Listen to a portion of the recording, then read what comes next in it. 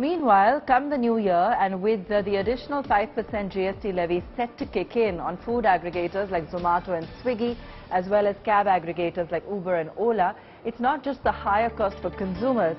Even those food vendors who are currently outside the GST net will become liable to pay GST when they sell food through Swiggy or Zomato.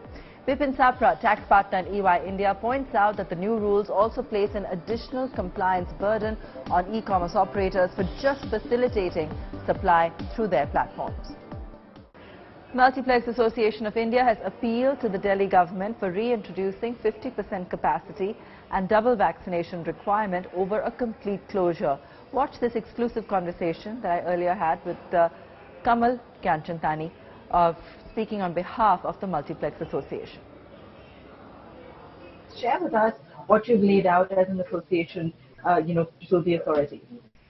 Sure, Abha. We met with the Honorable Deputy Chief Minister of Delhi today in the morning. We highlighted the adverse economic situation which is being faced by the cinema exhibition business, but also the film business on the whole.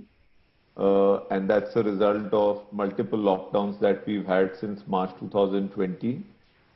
We also shared with him that the yellow alert as per the graded response action plan, which the government has put in motion, Delhi government has put in motion in Delhi, has resulted in closure of cinemas, and that's the criteria of 0.5% positivity rate is a very, it's a harsh and slightly impractical criteria to shut down a business activity. If we continue with the same trajectory of, following the graded response action plan, then over the next 15-20 odd days, 90% of business activities and institutions will come to a standstill, which would be the most unfortunate thing to happen because the whole world is grappling with a resurgence in COVID cases, but governments have come to this conclusion that businesses, COVID situation has to coexist. You need to find a fine balance between the two. You cannot have one at the cost of the other. So that's the point that we shared with him, but we also brought to his attention that in this particular case, specifically in Delhi, cinemas are not getting a fair and equal treatment as compared to the other out-of-home activities which continue to operate with business as usual. And this with the backdrop of cinemas having already demonstrated an ability to operate safely for public and employees. Our ventilation systems have been enhanced. We've got enhanced hygiene, safety protocols which have gone beyond the guidelines which have been advised by the government.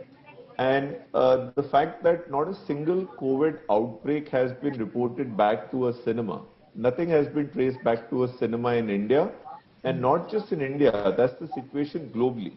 In fact, we shared a research report with the Deputy CM where we gave out details how cinemas have been studied globally in India, in Europe, in US, and most scientists and most people who participated in the research have come to this conclusion that there is a fairly low COVID transmission risk in cinemas when compared to the other out-of-home activities.